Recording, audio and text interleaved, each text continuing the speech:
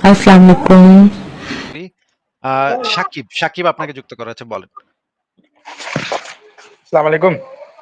আপনার উপরে শান্তি বর্ষিত হোক, বলেন। আচ্ছা, প্রথম কথা হলো ধন্যবাদ জানাই আপনাকে যে আপনি আমাকে যুক্ত করছেন আর আমি আজকে যুক্ত হতে পারছি। হ্যাঁ, আচ্ছা, বলেন। আমাকে কি দেখা যায়? আ না, একটা নীল স্ক্রিন দেখা যাচ্ছে, কিন্তু আপনাকে আমি একটা ইয়া দিয়ে রাখছি, পর্দা দিয়ে রাখছি। যাক ঠিক আছে, ঠিক আছে। আমি আমার প্রকাশ করতে চাচ্ছি না। আচ্ছা, আমার একটা প্রশ্ন ছিল আসিফ ভাই, ওই যে একটা আয়াত কোরআন শরীফ আমি আমার ব্যাপারে একটু বলে নেই। আমি একজন মাদ্রাসার ছাত্র।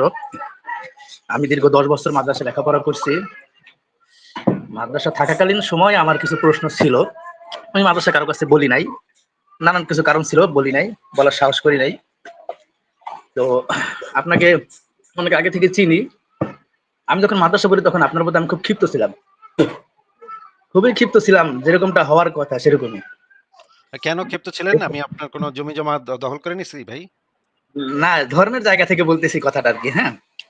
ও মানে আপনার সাথে তো কোনো ব্যক্তিগত শত্রুতা তো আমার নাই। আপনার টাকা তো আমি মেরে না, দিই জি না। নাকি? জি না ভাই, জি না ভাই, হ্যাঁ? শুধুমাত্র ধর্ম নিয়ে। তো কারণ আমি ধর্ম বিশ্বাস করি না, আমি ধর্মের সমালোচনা করি। এইটা ছিল আপনার সমস্যা নাকি? জি, জি, জি, জি। আচ্ছা, এবং তারপর?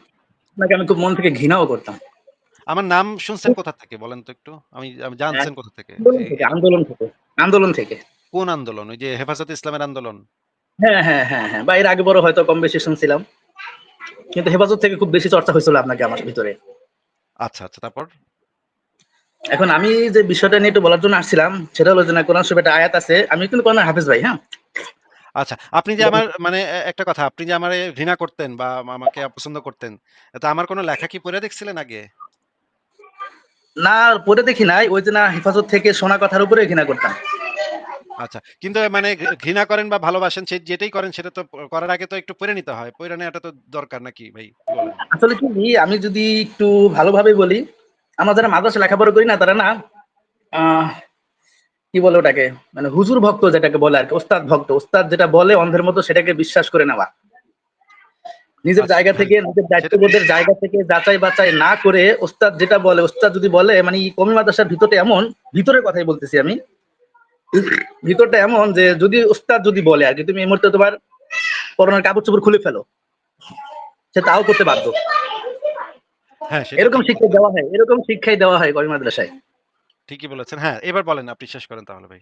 সেই জায়গা থেকে আপনাকে ঘৃণা করতাম। যাচাই বাছাই ছাড়া। আচ্ছা, আচ্ছা। তারপরে? ওই যে একটা আয়াত, আমি যদিও হাফেজ হইছি, মাওলানা পড়ি নাই, অর্থ সম্পর্কে অতটা অবগত না। আপনার কাছ থেকে যেটা শুনলাম যে, তিনি আকাশ থেকে বৃষ্টি বর্ষণ করেন অতঃপর তা থেকে আমি জমি থেকে ফসল উদ্ভট করাই। এরকম একটা অর্থ। হ্যাঁ, হ্যাঁ, আপনি কি ঠিকই বলেছেন। বের করতে ঠিক পারবেন? আমি বলেছেন। একটু বের হ্যাঁ, আমি করতে বের পারবেন? আমি করতেছি। একটু জি, জি। হ্যাঁ, হ্যাঁ, বের করতেছি। আপনি বলতে থাকেন, আমি বের করতেছি। যদি বের করেন আমি তারপর একটু বলতেছি আপনাকে। বের আচ্ছা, করেন। ঠিক আছে, বের করতেছি। আ এক তো সেকেন্ড। আসিফ ভাই, যদি মাদ্রাসার হুজুর বললেই কাপড় চোপড় খুলে ফেলে স্টুডেন্ট, তাহলে তো মহিলা মাদ্রাসার হুজুর ভাই ফারাজ ভাই এটা একটা উদাহরণ। হ্যাঁ, এটা একটা উদাহরণ ভাই। হ্যাঁ, এটা মানে এতটা ভক্ত থাকে শিক্ষকদের প্রতি। ঠিক আছে ভাই? হ্যাঁ, ফারাজ ভাই এটাকে আক্ষরিকভাবে না নেয়াই ভালো। আক্ষরিকভাবে নিলে আবার স বোঝানোর জন্য বলছি এটাকে, বোঝানোর জন্য বলছি ভাই। হ্যাঁ? বুঝতে পেরেছি ভাই, বুঝতে পেরেছি। তো জি। আমি তাহলে ওই জিনিসটা বের করি যে এই যে যেটা আপনি বললেন যে জি, আ জি। সেটা আছে হচ্ছে গিয়ে ৬ নম্বর সূরা ৯৯ নম্বর আয়াত। আ আমি স্ক্রিনটা শেয়ার দেই, দাঁড়ান।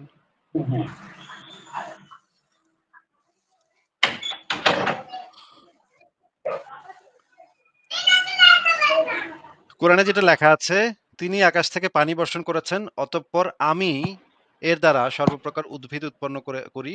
আ আমি দাঁড়ান, ১ সেকেন্ড। আমি আ আ আ আরেকটু ভালোভাবে দেই। একটু বড় করেন ভাই। আমার একটু বলার আছে নিচের আয়াতটা একটু ১০১ নাম্বার না ২ নাম্বার আয়াতটা যাই হোক। এটা হচ্ছে ৬ নম্বর সূরা ৯৯ নম্বর আয়াত। "তিনি আকাশ থেকে পানি বর্ষণ করেছেন, অতঃপর আমি এর দ্বারা সর্বপ্রকার উদ্ভিদ উৎপন্ন করেছি।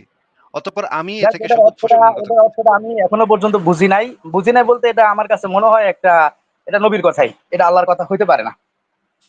ঠিক হ্যাঁ, আছে? এটা আমি সেটা আরো তো কয়েকটা মাদ্রাসার ছাত্রদের সাথে আলাপ করছিলাম। এরা একটা গোঁজামিল উত্তর দিতে চায় আমারে। কিন্তু এরা শেষমেশ চুপ করেই থাকে। যথারীতি উত্তরটা তারা দিতে পারে না। হুম। তার নিচের আয়াতটা কি একটু দেখানো যায় ভাই আমাকে? আ অবশ্যই দেখানো যায়। আমি এই আয়াতটা নিয়ে আরেকটু কথা বইলা নিই। আগে একটু এই জিনিসটা জি, একটু জি, দেখায় নিই। জি। যেমন ধরেন আমি যদি আচ্ছা, ধরেন আমি যদি এইভাবে ফারাজ ভাই আমি আপনাকেও দেখাই। দেখেন আমি যদি কথাটা এইভাবে বলি যে আ মনে করেন আমি যদি বলি যে আ আমি একটা কাগজে লিখলাম ফারাজ ভাই, হ্যাঁ? লিখলাম যে আমি শুক্রবার সকাল, সকাল একা, একা বাজারে গেলাম। অনেকক্ষণ বাজারে ঘুরে এরপর তিনি একটি রুই মাছ কিনলাম। এরপরে আমি শাকসবজির দোকানের দিকে এগুলেন। কিন্তু তিনি শাকসবজি কিনলেন না। কারণ শাকসবজি আমি একদমই পছন্দ করি না। এরপরে সে হাঁটতে লাগলাম। কিছু দূরে গিয়ে তিনি বাসার উদ্দেশ্যে একটি রিক্সা নিলেন এবং আমি রিক্সায় উঠে বসলাম। এরপরে বাসার গেটের কাছে পৌঁছে তিনি রিক্সা থেকে নামার সময় আমার পকেট থেকে রিক্সা ভাড়া দিয়ে দিলেন। এই যে পুরা যে প্যারাটা আমি লিখলাম ফারাজ ভাই, এই প্যারাটার ভিতরে আপনি কি এটার কোনো অর্থ করতে পারতেছেন? বলেন তো ফারাজ ভাই? না ভাই, এটা তো কোনো অর্থ করা যাচ্ছে না। এখানে দেখেন ১ম এ বলা আছে, "আমি শুক্রবার দিন সকালবেলা একা, একা বাজারে গেলাম।" হ্যাঁ, এটা ঠিক আছে। গেলাম বুঝলাম। অনেকক্ষণ বাজারে ঘুরে তিনি, এখানে তিনি কোত্থেকে আসলো ভাই? আরে আশ্চর্য! হুট করে দুইজনের কথা মিশ্রিত আর কি এখানে, হ্যাঁ? হ্যাঁ? দুইজনের কথা মিশ্রিত। ২ জনের কথা মিশ্রিত। হ্যাঁ, এখানে ২ জনের কথা প্যাচ খেয়ে গেছে। যে এটা করছে, কম্পাইল করছে সে বুঝে নাই। ২ জনের কথা প্যাচ খেয়ে গেছে। এখানে দেখেন আ অনেকক্ষণ বাজারে ঘুরে তিনি একটি বড় রুই মাছ কিনলাম। আবার দেখেন তিনির সাথে আবার কিনলাম লেখা। এটা কিন্তু মানে হয় না। এইভাবে কিন্তু সেন্টেন্স মেকিংই হয় না। এখন মনে করেন ফারাজ ভাই আমার কোনো একজন ভক্ত অনুসারী আইসা এটার ব্যাখ্যা দেয়া শুরু করল। এখানে আমি বলতে আসিফ মেহেদীন বোঝানো হয়েছে, তিনি বলতেও আসিফ মেহেদীন বোঝানো হয়েছে, কিনলাম বলতে আসিফ মেহেদীন বোঝানো হয়েছে, ওটা বলতেও আসিফ মেহেদীন বোঝানো হয়েছে। তোমাদের এটা বুঝে নিতে হবে। এটার ব্যাখ্যা-ট্যাখ্যা বুঝতে হবে। ভাই ব্যাখ্যা-ট্যাখ্যা তো কেউ একজন দিতেই পারে। সে তো ব্যাখ্যা দিয়ে বলতেই পারে যে হ্যাঁ, এখানে এটা দ্বারা এটা বোঝানো হয়েছে। কিন্তু এই মানে পুরা প্যারাতে তো আমি ভুল করছি। আমি এই প্যারাটাই আবার লিখলাম। আবারও আরেকবার লিখি দেখি। এবার লিখি। দেখেন এবার আমি লিখলাম, "আমি শুক্রবার সকাল, সকাল একা, একা বাজারে গেলাম। অনেকক্ষণ বাজারে ঘুরে এরপর আমি একটি বড় রুই মাছ কিনলাম। এরপরে আমি শাকসবজির দোকানের দিকে এগুলাম। কিন্তু সেখানে আমি শাকসবজি কিনলাম না। কারণ শাকসবজি আমি একদমই পছন্দ করি না। এরপরে আমি হাঁটতে লাগলাম। কিছুদূর গিয়ে আমি বাসার উদ্দেশ্যে একটি রিক্সা নিলাম এবং আমি রিক্সায় উঠে বসলাম। এরপরে বাসার গেটের কাছে পৌঁছে আমি রিক্সা থেকে নামার সময় আমার পকেট থেকে রিক্সা ভাড়া দিয়ে দিলাম। এইখানে এই পুরা প্যারাটাতে কিন্তু একদম পারফেক্টলি সবকিছু বলা আছে এবং আমাকে নির্দেশ করা হচ্ছে, আসিফ মহিউদ্দিনকে নির্দেশ করা হচ্ছে। আমি জি, নিজস্ব কথা বর্ণনা করতেছি, তাই না? সাকিব ভাই এবং ফারাজ ভাই কি জি, বলেন? জি, জি, জি, জি, জি। এই প্যারাটাতে এই পুরা প্যারাতে তো কোনো সমস্যা নাই। মানে আ আ ইসের নির্দেশ কাকে কোন ব্যক্তি এখানে নির্দেশিত হচ্ছে, এটা খুব পরিষ্কারভাবে বোধগম্য, পরিষ্কারভাবে বোঝা যাচ্ছে।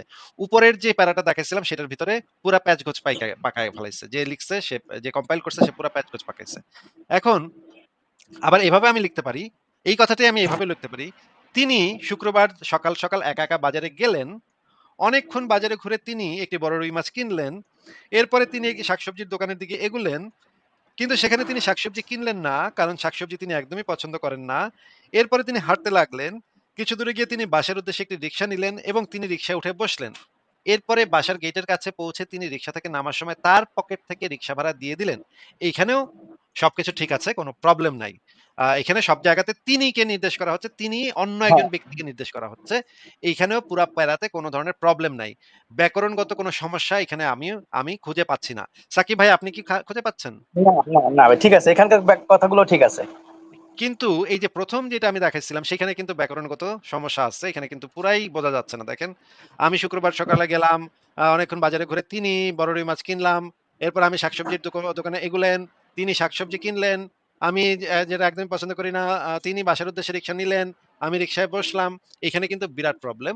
এটা কিন্তু পরিষ্কার বোঝাই যাচ্ছে যে এখানে একটা প্রবলেম আছে।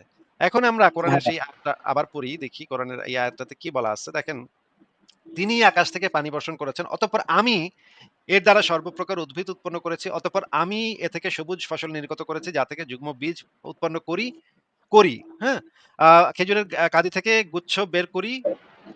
ইত্যাদি, ইত্যাদি, ইত্যাদি। তারপরে এইখানে দেখেন, এখানে কিন্তু বিরাট সমস্যা হয়ে গেছে। এখানে জি, কিন্তু জি, আর হ্যাঁ। এটা ঠিক নাই। এই জিনিসটাই কিন্তু পুরাটা তালগোল পাকায় গেছে। হ্যাঁ, এইবার কি আপনি ৬ নম্বর সূরার ১০০ নম্বর আয়াতটাতে আ ১০০ নম্বর একটু আয়াতটাতে দেখি ভাই, ১ নাম্বার, জি, জি। আচ্ছা, ঠিক আছে আমি দেখাচ্ছি। আ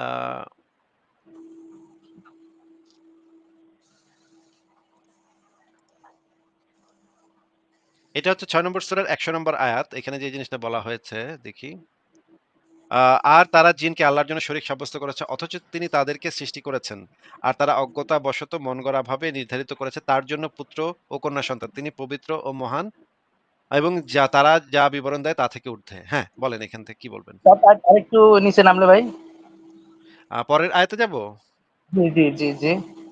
আচ্ছা ঠিক আছে। পরের আয়াতে ১০১ নম্বরে দেখি। ১০১ এ যেটা বলা আছে এই যে সঙ্গিনী গ্রহণ করেনি। আল্লাহ একজন পুরুষ মানুষ তো এইজন্য বলেছে সঙ্গিনী স্ত্রী গ্রহণ করেনি। হুম? এখানেই আমার একটা প্রশ্ন, এই কথাটা তো আল্লাহর ক্ষেত্রে হইতে পারে না। হ্যাঁ, এই কথাটা সঙ্গিনী গ্রহণ করিনি, স্ত্রী গ্রহণ করিনি। এটা আরো একটা তা আয়াত থেকে আছে, বোঝা আয়াতে বলা যাচ্ছে আছে। আল্লাহর কি যৌন আকাঙ্ক্ষা আছে, আল্লাহ পাকের যে তার যৌন আকাঙ্ক্ষা মিটাইতে পারলেই তার বাচ্চা হয়ে যাবে এমন কিছু? এই বিষয়ে এই যেটা আয়াতের বলা পরে আছে, আয়াতের পরে এটাই বোঝা যাইতেছে যে তার যৌন আকাঙ্ক্ষা আছে, তার একটা পুরুষ লিঙ্গ আছে, তার খালি সঙ্গিনীর অভাবের কারণে সে এটা করতে পারতেছে না।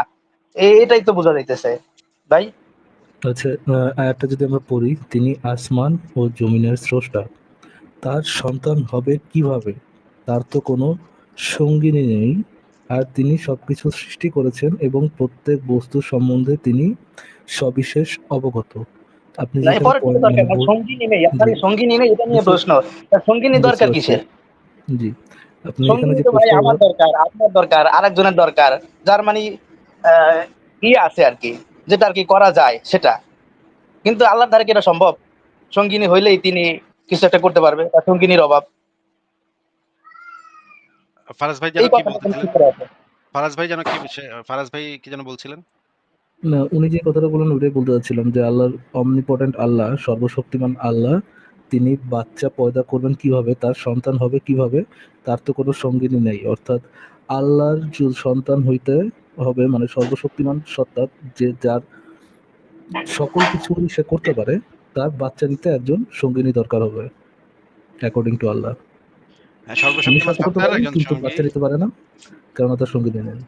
সঙ্গী ছাড়া কেমনে করবে? এটা জিজ্ঞেস করতেছে যে তার তো সঙ্গিনী নেই, তাহলে করবে কেমনে? হ্যাঁ, হ্যাঁ, মানে কি? এটা কি নবীর নবীর কথা না? এটা নবীর কথা না? সঙ্গিনী নেই বা আল্লাহ যদি এটা বলে থাকে, তাহলে আল্লাহ এই কথাটা কি করে বলে হ্যাঁ, যে আল্লাহ আরেকটা আয়াত সঙ্গিনী নেই? আছে। আরেকটা আয়াত আছে ৭২ এর ৩, ৭২ নম্বর আয়াতে, ৭২ নম্বর সূরার ৩ নম্বর আয়াত, সেটা আমরা একটু দেখি। এইখানে দেখেন যে জিনিসটা বলা আছে, আ তাইসুরুল কোরআনে যেটা বলা আছে, তিনি তার মর্যাদা অতি উচ্চ। তিনি গ্রহণ করেননি কোন স্ত্রী আর কোন সন্তান।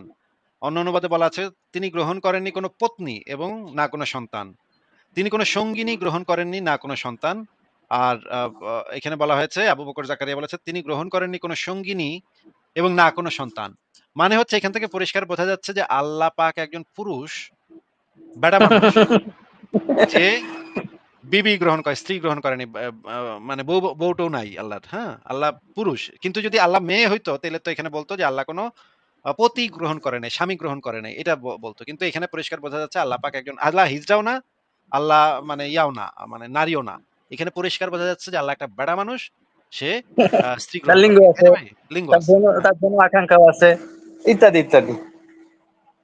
মনে হয় এটা এটা এটা এটা নিজে নিজেই করে ফেলে। নিজে নিজেই করে ফেলে। তার সে তো ভাই নিজেই করতে পারে। তার তো লাগে না কিছু। সে তো নিজের মানে, এবং আরেকটা বিষয় হচ্ছে আল্লাহ পাকের কিন্তু ২ টা হাত, আপনি নিশ্চয়ই জানেন যে আল্লাহ হ্যাঁ, পাকের ২ আল্লাহ তো হাতই ভাই ডান হাত। সেলফ সেলফ সাফিসিয়েন্ট না, হ্যাঁ, কারো উপর উনি তো কোনো নির্ভরশীল না। কিছুর সে উপর নিজে নিজেই, কারোর উপর নির্ভরশীল না। হ্যাঁ, হ্যাঁ, নিজে নিজেই আল্লাহুস করতেছে। সামাদ, আসিফ ভাই। আল্লাহুস সামাদ, ইয়েস। এবং ফারাজ ভাই, আল্লাহ পাকের কিন্তু ২ হাতই ডান হাত, তাই না? তাহলে আপনার কি মনে হয় যে উনি কোন ডান হাত দিয়ে নিজেকে নিজে খুশি করে?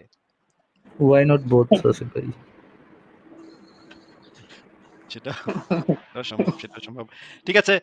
ইয়া ভাই, আপনি আমাদেরকে বলেন আর কি কিছু। সরি, আমি ইয়া করে ফেলছি। আমি ঠিক করে দিচ্ছি। সাকিব ভাইয়া বলেন, আর কি কিছু বলবেন আপনি? না না, আর কিছু বলার নাই। এইটুকুই বলার ছিল। আপনার ওই আয়াতটা যখন আমি পড়ি তখন নিচে পড়তে পড়তে গিয়ে এটা আমার চোখে পড়লো, তো ওই আর কি বললাম যে একদিন সময় হলে আপনার সাথে এটা নিয়ে কথা বলবো, তাই আজকে বললাম। এরকম অসংখ্য আয়াত আছে, অসংখ্য আয়াত, অসংখ্য ব্যাপার আমরা বের করে দেখাইছি, বিভিন্ন আলোচনা করেছি। কিন্তু যখন আপনি অন্ধবিশ্বাসী হবেন, তখন ব্যাপারটা হয় কি যে আপনার তো সেটা মিলাইতেই হবে। কোন না কোনভাবে তো মিলাইতেই হবে। তাই না সাকিব ভাই? যখন আপনি জি একটা জি কিছু, জি। এটা যে ধর্মেরই হোক, মনে করেন আপনি হিন্দু ধর্মের অন্ধবিশ্বাসী। আপনিও তো চাইবেন আপনার কোন না কোনভাবে গোঁজামিল দিয়া এটারে মানে মিলাই দিমু। হ্যাঁ? ভুল আছে কি ঠিক আছে এটা বড় বিষয় না। বড় বিষয় হইলো আমি যেটা অন্ধবিশ্বাস করি সেটার কোনো না কোনোভাবে মিলাই দিতে হবে। হ্যাঁ? এটা কিছু তো করার নাই। আমার ধর্ম আমি কি করব ভাই? আমার ধর্মের লেখা আছে আমি কি করব? এখন তো কিছু করার নেই, এটা মিলাই দিতে হবে। এখন মুমিনরা যেটা করবে এটারে টাইনা-টুইনা মিলাই দিবে। বলবে, "না, এখানে তিনি বলতেও আল্লাহ বোঝানো হয়েছে, আমি বলতেও আল্লাহ বোঝানো হয়েছে। আল্লাহ পাক এটাই দ্বারা এটাই বুঝিয়েছে। এই শব্দ দ্বারা আসলে এটাই বুঝায়।" এইভাবে গোঁজামিল দিয়ে মানে কোন রকমে ধামাচাপা দিবে। কিন্তু ভাই এটা তো একটু বুদ্ধি-শুদ্ধি থাকলেই বোঝা যায় যে এটার ভিতরে এত মানে প্রবলেম থাকে কিভাবে? একটা বইয়ের ভিতরে এত প্রবলেম থাকলে তো এটা একটা প্রবলেমেটিক বই, তাই না? এটা তো বোঝাই যায়। ঠিক আছে সাকিব ভাই, আর যদি কিছু বলার না থাকে তাহলে আপনাকে বিদায় জানাই। ঠিক আছে। ঠিক আছে ভাই, ভালো থাকেন। ফারাজ ভাই কি অবস্থা, কেমন আছেন বলেন? এই তো ভাই, আপনার কি অবস্থা? এই তো আছি একটু ব্যস্ত আরকি। একটু নতুন আসিফ ভাই, এটার সাথে আপনি যেটা দেখালেন ওটার সাথে তো মানে এই অ্যাডটাও আর কি যায়। এই অ্যাডটাও যদি আমি আগে দেখেছি, এই অ্যাডটাও তো যায় এটার সাথে। মানে আপনি যেই ইয়েগুলো বর্ণনা করতেছিলেন, যেই ব্যাপারগুলো বর্ণনা করতেছিলেন যে আম, ব্যাকরণগত সমস্যা, এটার মধ্যে তো এই অ্যাডটাও চাই। দেখেন, পবিত্র মহান সে সত্তা যিনি তার বান্দাকে রাতে নিয়ে গেছিলেন আল মসজিদুল হারাম থেকে আল মসজিদুল আকসা পর্যন্ত, যার আশেপাশে আমি বরকত দিয়েছি যেন আমি তাকে কিছু নিদর্শন দেখাইতে পারি। তিনি সর্বস্রষ্টা ও সর্বদ্রষ্টা। হ্যাঁ, এখানে ভাই ভাই আমি কে আর তিনি এটা কে? এটা আমি দিয়ে দিয়েছি আপনি বলার পরে এটা আমি এই লেখাটার ভিতরে দিয়ে দিছি। আমি আপনাকে দেখাচ্ছি এই লেখাটা। লেখাটার ভিতরে খুব সুন্দরভাবে দেয়া আছে এই জিনিসটা। আ ছবি সহকারে আ মার্কিং করে আমি দিয়ে দিছি। আপনি এটা দেখেন। আ এখানে দেখেন। এখানে দেখেন বা সূরা ইসরার ১ নম্বর আয়াত। সে সত্তা যিনি তার বান্দাকে রাতে নিয়ে গিয়েছেন আল আকসা পর্যন্ত আমি বরকত দিয়েছি। এই যে দেখেন, সে সত্তা যিনি তার বলা হয়েছে অর্থাৎ এই বক্তব্যটা আল্লাহর না। আর আমি বরকত দিয়েছি এই বক্তব্যটা হচ্ছে আল্লাহর। আমি তাকে আমার কিছু নিদর্শন দেখাতে পারি এই বক্তব্যটাও হচ্ছে আল্লাহর। তিনি সর্বশ্রোতা সর্বদ্রষ্টা এই কথাটা আবার আল্লাহর না। মানে ১ম লাইন শুরু হইছে সেটা আরেকজনের কথা দিয়া। ভাই এটা মাঝখানের তো যদি প্রথমটা যদি দিয়েও দেন, প্রথম পবিত্র মহান সে সত্তা, এটা বলতে যদি আল্লাহকে বোঝায়, আল্লাহ হুম, নিজেকে বলতেছে পবিত্র মহান সে সত্তা যিনি তার বান্দাকে, যে তার বান্দাকে এই কাজ করাইছে, ঘুরতে নিয়ে গেছে। আমি বলতে আল্লাহ, যে আমি তাকে বরকত দিছি, অনেক কিছু আমি তাকে আমার অনেক নিদর্শন দেখাতে পারছি, দেখাতে পারি। তিনি সর্বদ্রষ্টা। এখানে তিনি তো ভাই যে যিনি তার বান্দাকে রাতে রাতে গিয়েছিলেন, এই তিনি তো তার বান্দার দিকে ইন্ডিকেট করে যে তার বান্দা হচ্ছে সর্বশ্রোতা ও সর্বদ্রষ্টা। আপনি যদি প্রথম আহ, সে সত্তাকে যদি আপনি আল্লাহ দিয়েও দেন, হ্যাঁ, আমি আর সে সত্তা দুটাকে যদি আল্লাহ দিয়েও দেন, এখানে তিনি সর্বশ্রেষ্ঠ ও সর্বদ্রষ্টা, এটা তো হয়ে যায় তার বান্দা। বুঝতে হ্যাঁ, পারছেন আসিফ ভাই? হ্যাঁ। মানে আরো অনেকগুলা প্রবলেম আছে। আরো অনেকগুলা প্রবলেম আমরা আরেকটা দেখেন। আ আলিফ লাম মিম আ অতঃপর সবিস্তারে ব্যাখ্যাকৃত মহাজ্ঞানী সর্বজ্ঞের নিকট হতে। এটা হচ্ছে ১ নম্বর আয়াত। ২ নম্বর আয়াতে দেখেন, আমি অবশ্যই তার পক্ষ হতে তোমাদের জন্য ভয় প্রদর্শনকারী ও সুসংবাদদাতা। আ এইখানে দেখেন আলিফ লাম মিম আয়াতগুলো সুদৃঢ়। আমি তার পক্ষ থেকে তার জন্য ভয় প্রদর্শনকারী। এইখানে এই কথাটা কার? আ ফারাজ ভাই শোনা যাচ্ছে কথা আমার? জি জি, আসিফ ভাই শোনা যাচ্ছে। এখন শোনা আচ্ছা, যাচ্ছে, জি জি আসলে। আচ্ছা আমি একটু ছোট করে দিই। যেমন ধরেন এই যে এই আয়াতটা যেমন ধরেন সূরা নম্বর ১৬ আয়াত নম্বর ৬৩, আল্লাহর কসম তোমার পূর্বে আমি বহু জাতির কাছে রাসূল পাঠিয়েছিলাম। আ দেখা যাচ্ছে ফারাজ ভাই? জি ভাই, দেখা যাচ্ছে। মানে এটা মানে কি ভাই? এটা মানে কি ভাই? এটা কি ভাই? কি কইলো? এটা কেমনে কি? আল্লাহর কসম আমি তোমার পূর্বে আমি বহু জাতির কাছে রাসূল মানে ফাইজলামি এটা কি একটা ফাইজলামি নিজেকে হইলো থার্ড নাকি? পার্সন বললেও ধরেন, এই যে আমাদের মধ্যে থার্ড পার্সন হিসেবে নিজেকে ইন্ডিকেট করতে কে? ফর এক্সাম্পল ধরেন দ্য ওজি মদন কুমার হাসান, সে হ্যাঁ, যে নিজেকে বলতো এই এম কে হাসান কখনো ভুল ইনফরমেশন দেয় না বা সামথিং, এরকম যে কথাগুলো বলতো আর কি, তখন তো বলতো না যে এম কে হাসান কখনো এটা করতো না, এম কে হাসান কখনো ওইটা করতো না, এরকম করে বলতো এক লাইনের মধ্যে এম কে হাসান কখনো এটা করে না এবং আমি এটা করি। এই একই জিনিসটা তো করতো না। বা এম কে হাসানের কসম আমি এটা করে দেখাবো, এরকম তো বলতো না। এম কে হাসান বলছে যেহেতু এম কে হাসান এটা করে দেখাবে, লাইনটা তো এরকম হওয়ার কথা, রাইট? হ্যাঁ। বাট লেখা আল্লাহর কসম তোমাদের পূর্বে আমি বহু জাতির কাছে রাসূল পাঠিয়েছিলাম। কি একটা তামাশা দেখছেন? কি একটা তামাশা! মানে আল্লাহ নিজেই কি মানে তাইলে কি আল্লাহ নিজেই নিজে আল্লাহর আবার কোন আল্লাহ আছে যার কসম আল্লাহ কাটতেছে? তার মানে কি আল্লাহ নিজেই নিজের কসম কাটতেছে? তাহলে তো বলার কথা আমি আমার নিজের কসম, তাই না? কিন্তু আল্লাহ আসিফ ভাই যে দেখেন, যদি এরকম একটা আপনাকে ইয়ে বলে দেয়, একটা প্রপোজিশন দিয়ে দেয় কেউ, আল্লাহ হ্যাজ মাল্টিপল পার্সোনালিটিস ডিসঅর্ডার, তখন আপনি কি বলবেন ভাই? আপনার দাঁত তো সাথে সাথে ভেঙে গেল। দাঁত দাঁত ভেঙে যাবে। হ্যাঁ, তখন ঠিক আছে। তখন তো মেনে নিব। তখন তো আর মেনে নেওয়া ছাড়া উপায় নাই ভাই। দেখেন তারপরে আ অনেক জায়গাতে ইয়া আছে যে নবীর কথা নবীর বক্তব্য অনেক জায়গাতে আছে। এ এই যে যেমন ধরেন সম্মানিত রাসূলের বাণী অনেক আয়াত পড়লে বোঝা যায় যে এটা হচ্ছে জিবরাইলের কথা হইতে পারে। অনেক সময় হইছে মুহাম্মদের কথা, অনেক সময় হইতেছে আল্লাহর কথা। তো সবকিছু কোরআনের ভিতরে ঢুকলো কেমনে? কে ঢুকাইলো এই জিনিসগুলা? এটা তো আমি বুঝলাম না ভাই। ঠিক আছে ফারাজ ভাই আপনি বোধহয় কিছু দেখাবেন দেখেন।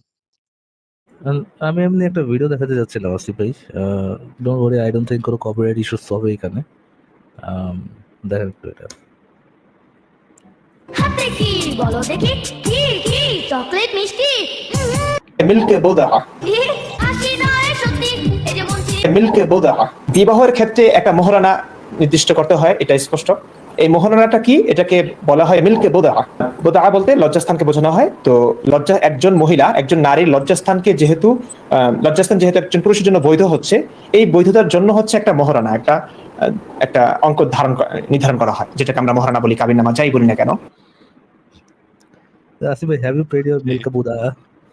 সেই ভাই সেই তাকেই জিনিস আচ্ছা